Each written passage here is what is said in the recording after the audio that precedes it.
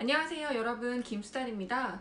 오늘은 우리나라의 양대 대형항공사인 대한항공과 아시아나항공을 직접 일해본 직원의 입장에서 비교해 보도록 하겠습니다. 저의 자기소개 영상을 보시고 오셨다면 아시겠지만 저는 아시아나항공, 그 다음에 대한항공에서 근무한 경험이 있습니다. 근데 제가 두 개 회사에서 모두 일해본 결과 사실 그 밥에 그 나물이라고 얘기하면 좀 그렇죠? 사실 근무 환경이나 뭐 문화나 거의 비슷합니다. 하지만 조금 차이는 있긴 있어요. 그 차이를 오늘 설명해 볼게요. 첫 번째, 제가 느낀 차이는 직원 복지입니다. 여러분 알고 계신가요? 항공사 직원은 90% 이상 할인되는 항공 티켓이 매년 수십 장이 나옵니다. 그래서 그 티켓으로 여러분이 항공사 직원이 되면 열심히 여행을 다니실 수가 있는데요. 아시아나항공에 있을 때 가장 부러웠던 점이 대한항공의 체코 프라하 노선.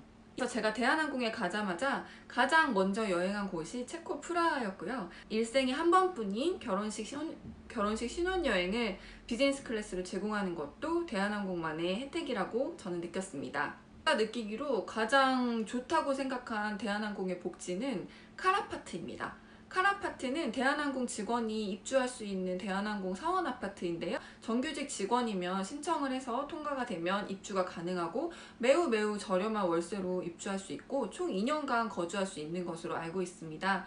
그래서 신혼부부인 대한항공 직원에게는 정말 좋은 베네핏이라고 생각합니다. 그럼 이제 반대로 아시아나항공에는 있고 대한항공에는 없는 복지 말씀드려보겠습니다. 아시아나항공 인천공항 직원 휴게실은 너무너무 좋습니다. 대한항공 직원 휴게실도 물론 있지만 사실 비교할 수 없을 정도로 아시아나항공 직원 휴게실이 훨씬 좋았고요. 안마 의자도 있고 또 다리 마사지기도 있고 수면실이 따로 준비되어 있고 그 여사님이 이불도 일주일에 2번씩 갈아주셨기 때문에 아주 청결하고 깨끗한 수면실로 운영이 되고 있습니다. 그 다음은 아시아나항공에는 직원을 위한 다양한 이벤트가 있었습니다. 예를 들어서 성수기 때 우리 직원들 엄청 고생하잖아요. 뭐 작은 컵에 빙수를 만들어서 직원들이 일하면서 살짝 먹을 수 있게 돌린다든지, 또 명절에 고생하는 직원들을 위해서 명절에 휴게실에서 부장님들이 떡국을 끓여서 직원들의 사기를 위해서 떡국을 퍼주신다든지, 또 화이트데이가 되면 회장님께서 수제 사탕을 항상 여직원들에게 다 주셨고요. 또 우리 몇 명 안 되는 꽃 같은 남직원들이 화이트데이를 축하하기 위해서 여직원들에게 그 사랑의 메시지를 담은 귀여운 동영상을 찍어서 여직원들에게 링크를 뿌려주기도 하였습니다. 두 번째, 제가 설명드릴 차이점은 근무 환경입니다.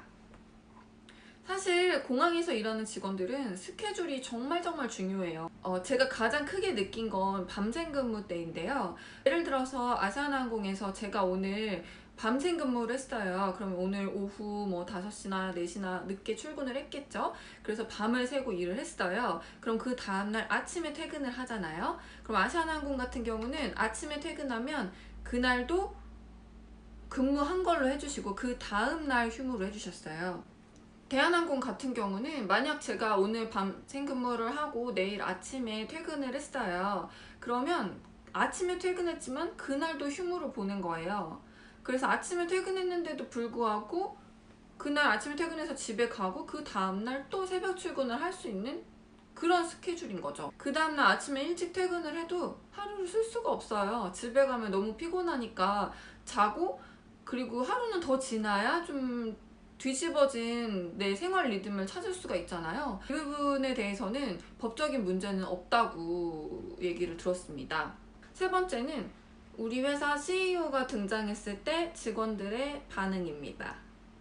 이는 좀 민감한 주제이고 짧고 간결하게 말씀드릴게요. 대한항공은 CEO가 나타나면 직원들이 다 숨습니다. 혹시 눈에 띌까 좀 피하는 분위기고요. 아시아나항공 같은 경우는 CEO가 나타나면 달려가서 회장님 하면서 달려가서 뭐 너무 좋아해요, 반가워요 이렇게 말씀을 드려야 되고 악수해야 되고, 네 그렇습니다. 한쪽은 CEO를 좀 무서워하고 한쪽은 CEO가 직원들을 상당히 좋아하는 그런 분위기의 차이가 있습니다. 이건 여기까지만 얘기하겠습니다. 마지막 네 번째, 직원분들이 가장 관심이 있으실 진급 부분에 대한 건데요. 대한항공은 연차가 차면 무조건 진급할 수 있는 기회가 주어지고, 대한항공은 호봉제이기 때문에 그 점수가 충족이 돼야 내가 진급할 수 있는 자격이 주어지는 그런 체계의 차이가 있어요. 올해 입사하면 입사 후 3년 후 무조건 대리 케이스다라고 규정으로 정해놨어요. 그래서 내가 오늘 입사해서 뭐 3년 동안 그렇게 열심히 일하지 않았어도 대리가 되는 심사를 받을 수 있는 자격이 주어지는 거예요. 그런데 대한항공은 호봉제이기 때문에 3년 있다가 무조건 대리 심사를 할 수 있는 게 아니고요. 제가 올해부터 열심히 일을 해서 그 저의 인사고과 평가자에게 계속 점수를 받는 거예요. 아이고.